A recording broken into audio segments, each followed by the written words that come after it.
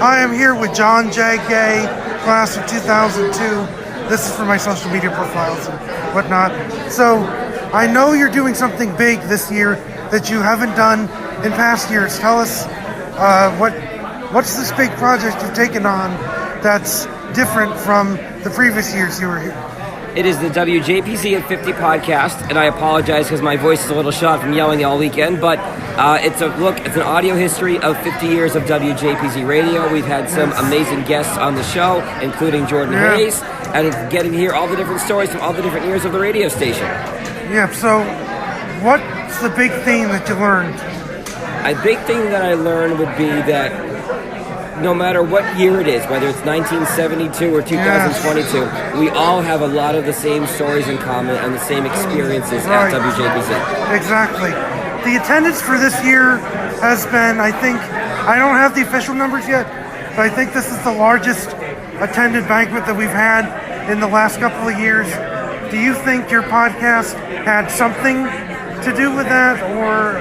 I don't want to sound arrogant or braggy when I say this, but I believe it does, because I've had a number of people tell me it has, and I've had some people come up and tell me they came here because of the podcast, which was very rewarding and appreciative for me to hear.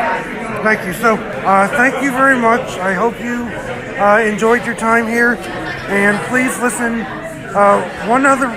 Can you give me one final reason why we should listen to the podcast? Can you tease a little bit more? Without giving everything away, who else do you know who else is coming up? Or I'll give you a good tease. Coming up within the next couple months, I'm not sure the date, we have a reunion of the Friday night party from the year 2000 with DJ Komar, DJ Splice, and DJ Double A. That will be a fun one. Okay, thank you. So please listen to my episode, and we're actually going to tune into it in 3, 2, 1. For half a century, WJPZ Syracuse has been the greatest media classroom on the planet. We've trained students from the 1970s to the 2020s on how to run a professional radio station. But the lessons learned and relationships formed go far beyond studios and transmitters. Taking a look back through the eyes of those who experienced it. This is WJPZ at 50. Welcome to WJPZ at 50. I am John Jagier. Today I'm joined by one of the more enthusiastic supporters of the radio station. You've probably seen him posting all over social media. You know he lives and breathes and bleeds WJPZ from the class of 2014, Jordan Hayes. Welcome to the podcast. Jag, thank you for having me. I think you tuned into my own show last Friday. Yeah, that was me. I was checking it out for a little bit. You got your own online radio show, so we'll get to that in a little bit as well. But let's start out by telling me how you got to find JPZ and working at the radio station. Okay, so actually it goes back as far as 1999. Riding in the car, my two sisters and I had a friend who told us to listen to 89.1 FM. Mm-hmm. We had no idea what it was at the time. The first song that I remember listening to, Summer Girls by LFO. Does that take you back? It does, because I was working at Z89 at that time. I was there from 98 to 02, so that's right in my time. Absolutely. Yes, and so I remember the next thing I heard was the famous Holy Shirt ad, and the rest was history. So, but that was 1999. I was only finishing 5th grade at the time. During my high school years, I lived in Baldwinsville. They were very fortunate to be the only high school in the area that had their own radio station, WBXL. That's where I got my foundational knowledge, and I did what's called community service broadcasting. Sure. So I went to OCC, and I knew around the time that I wanted to transfer to SU. I learned that Z89 was at SU, and I never knew that before. Actually, when I first listened to Z89 back in 99, I, for the life of me, thought this was a professional station run by professional full-time DJs who did this thing for a living. I had absolutely no knowledge that this was a student-run radio station on the campus of Syracuse University, which was my dream school. And then it wasn't until 2009, so 10 years after I first discovered the station, I went to the general interest meeting. The first thing I wanted to do was news. I wanted to be on Orange State. I wanted to do something with that show. Were you at Syracuse University at this point, or were you still at OCC? Yes. Transferred fall 2009, graduated from OCC with a associates in computer information systems. I had transferred to Syracuse at that point. I was technically a junior in the high school. And I knew that the first thing I wanted to do, as soon as the general interest meeting was announced, I'd go and I'd get my foot in the door. By the time I joined the station, there was no traffic reports. And so that's what I wanted to do. And they let me do it. Yeah. And I feel that was an accomplishment for some reason, because I came into the station with three main goals in mind. One was to be on the exec staff. Two was to have my own show. And three was to do something unique and innovative that no others here had done before and brought something brand new to the station's programming. So every day, Monday through Friday, 5:30 p.m., do a 1-minute traffic report, do my job, and I'm done for the day. But I knew at that time I was thirsty for something more. Sure. Yeah. I know it was hard, and I know that because I was the little fish in the big pond, there was something in the back of my mind that said, no, I had to go through all the hoops. But at the same time, I was thirsty because my time at WBXL, 1 month in, 2 weeks in, the faculty advisor at WBXL said, oh, here you go. You've done the training. Here's your show. And you can do whatever you want with it. And so I learned very fast, very quickly. And it was a good life lesson to learn too, because this also followed me through everything else that I've been doing. But to get in the next level, no, that's not how it works. I have to establish myself. I have to prove myself to the GM and the program director what I'm capable of doing.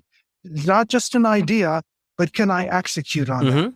I wanted to do my own news talk show called CNY State of Mind. And I talked to the news director, and I had a meeting with, his name was Grant, by the way, Grant Lipschultz, shout out that class of 2011. I was going to discuss the local news that happened around Syracuse, and kind of similar to what I did with WBXL, being a voice for the Syracuse community. But the one thing that he said was very important. It wasn't fitting for the programming, the format of Z89. Okay. Because my show was going to be more serious. That makes sense. And to me, I thought that was a barrier, but I didn't really understand the value of keeping with the brand of the format. I thought you're free to put any program on it that you like, even if it didn't fit with the formatter at all. But it was later during my years that I quickly learned how important that actually is. Okay. So what happened from there, Jordan? I just had to move on. Okay. I kept doing the traffic reports for as long as I could while trying to get something else going. I just had to pursue a new idea, come up with an idea that would work with the format of the station. Okay. This was about 3 years later, 2012, actually. Now, keep in mind, 2012, we were getting ready to renovate the station. Right. And then I remember we went through a whole snag. The construction got delayed and delayed and delayed. We've had other episodes of the podcast talking about that. Many have talked about the delays of the building the new station until about Christmas of 2012. Yes, exactly. But then in the meantime, I was getting ready to plot a new idea, something new that we hadn't done before, a mix show with the top 10 throwbacks from 1990 to 2003. Okay. The first thing the program director, now Rashawn Thomas, had me do was find all the music that I wanted to use, look and see if it was in the system. And I actually had a whole Excel or Access database that's full of all of the throwback music from Z89 going all the way back from, I think, 1989 to 2003 or somewhere or something. And so once I had all the music, then it was time for me to do a pilot. So I recorded a pilot. I did the summer of 2013.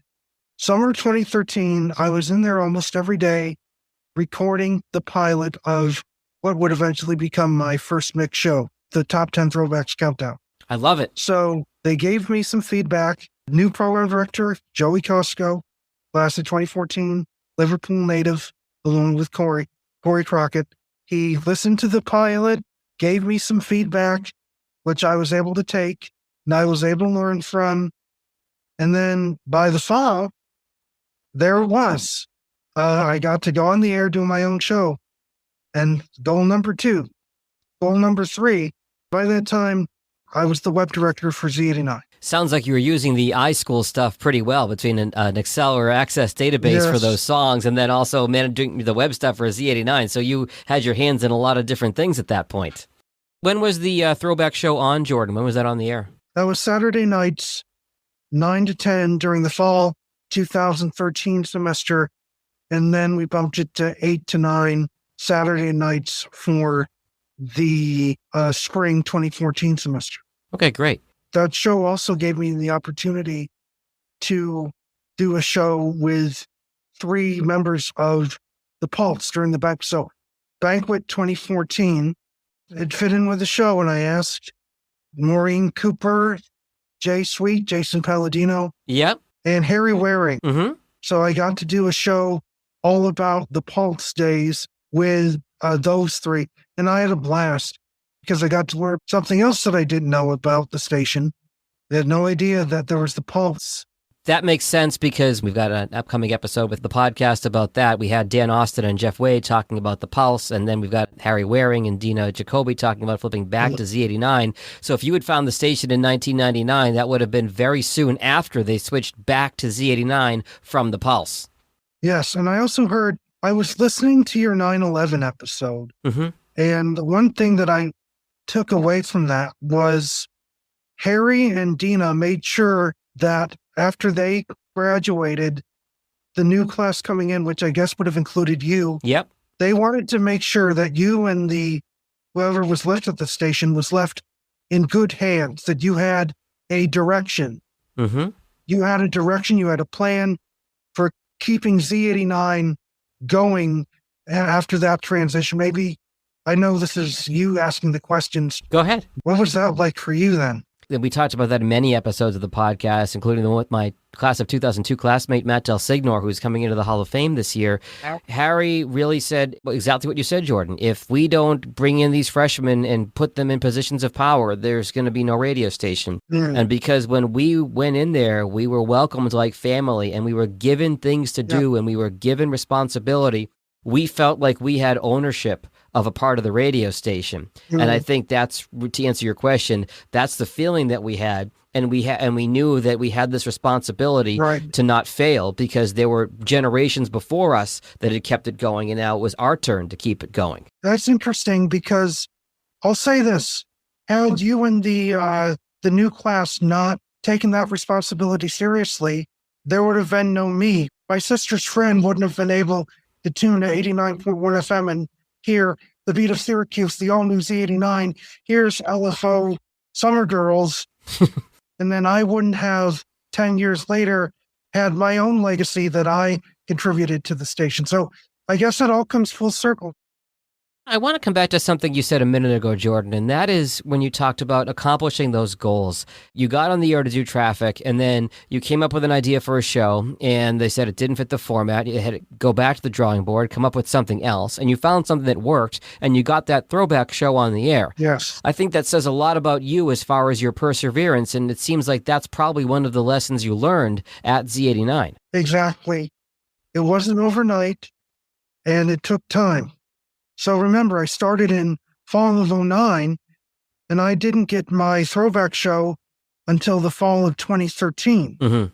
That was 4 whole years of trying something, throwing it against the wall, see if it stick. Yep. The first one didn't, obviously. The second one did, and then that allowed me to do another show.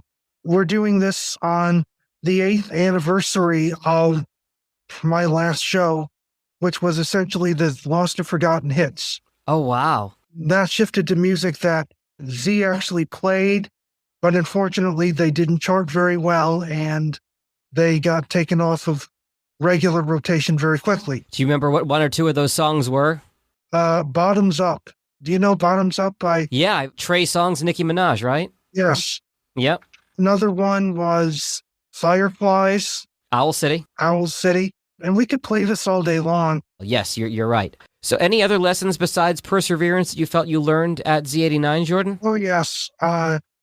Don't burn bridges. Definitely don't burn bridges. Yeah. Don't burn bridges with anybody at the station, because I didn't know that then, but I know it now. Are there folks from either when you were a student or other alumni that you've met, Jordan, that you think fondly of, that you've made friends with, that you think about at this point?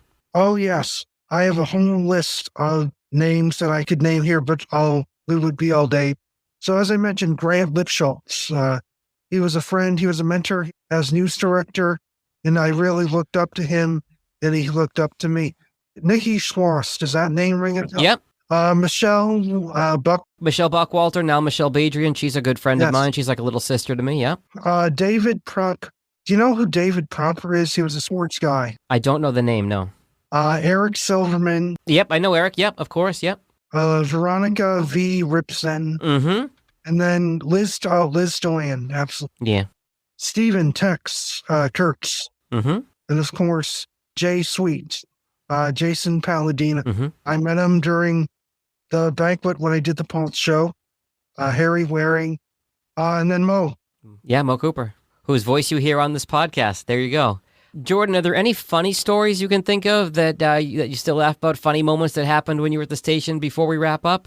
There are a lot. I'm trying to think of one that's really going to hit it out of the park because we can't be all serious. No, we cannot be all serious. Let me set the scene. Banquet 2014 going on the air. We were about to play a challenge. I'm a big Weird Al Yankovic fan, you see. And we were going to play one of his polkas. I was going to have Harry, Jay, and Mo guess all the songs that made up the polka because the polka is a medley of different...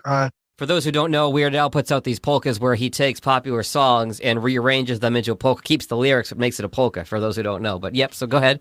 We were about to play that, but then suddenly I turned the monitor away from me, thinking they'd be able to keep an eye on what was playing. So I remember we were getting ready to play that. I hit the next button on the board, but we didn't hear Weird Al. We heard Gwen Stefani, Just a Girl instead. Because I wasn't looking at the monitor and I wasn't keeping track of what was running on the log. And that's a lesson. Always look at the monitor before you press something on the board, because if you don't, then something else that you don't expect is actually going to happen. Hey, it's more recent Jordan again. So I had another funny story that I didn't really think about, but it came up after recording this podcast, so I brought it up to Jack at Banquet, so that's what you're going to hear now. I listened to the Z Morning Zoo, and so I wasn't on that Zoo, but my friends like Corey, Joey, JP were on it. So Corey was doing the sports updates, but each time he went on as a different name. Okay. So these were just pun names. Like, for example, one time he went on as Pizza. And then he went on as Jack O'Lantern. And then another time he went on as Ken D. Bars. Okay. I just thought that was a little bit funny. So, Well, Jordan Hayes, I know, as I said at the beginning, you are one of the most enthusiastic members of the radio station. I mean, I had no idea that your history with the station went back over 20 years, back to when my class was there as students in 1999. Thank you so much for coming on the podcast, and can't wait to see you in March. yes, and please put the link, if you can, my station. It's the Jordan Hits 202.web.app. I do my own show Friday nights at 8. I usually do a show every Friday night, 8 to 9 p.m. I will put it in the show notes. Thanks so much for coming on the podcast today. Can I do a sign off, or kind of? Yeah. So you're listening to the WJPZ at 50. This is the Beat of Syracuse, Z89. Love it. The WJPZ at 50 podcast is created entirely by the staff and alumni of the world's greatest media classroom. It's hosted by John Jag Gay, class of 2002. Editing help from James Bames Grundy III, class of 2020. Imaging by Maureen Cooper, class of 1999. And Ed Lacombe, class of 1985. Podcast artwork by Marty Dundix, class of 2001. Follow WJPZ at 50 on Apple Podcasts, Spotify, YouTube, Or wherever you're listening right now.